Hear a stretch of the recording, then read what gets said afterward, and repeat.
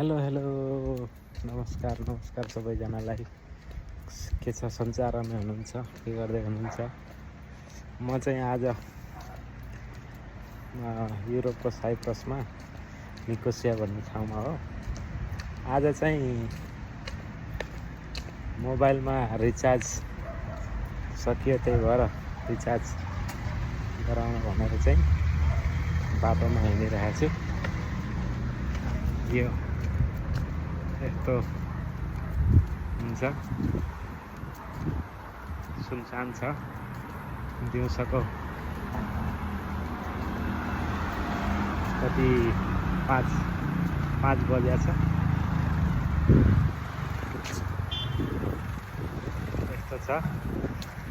मोबाइलको पसलतिर जाने हो, अब कहाँ हो थाहा छैन। साउलाई भनेको आफै गरा भनेर भने, त्यही भएर खोज्न जानु है।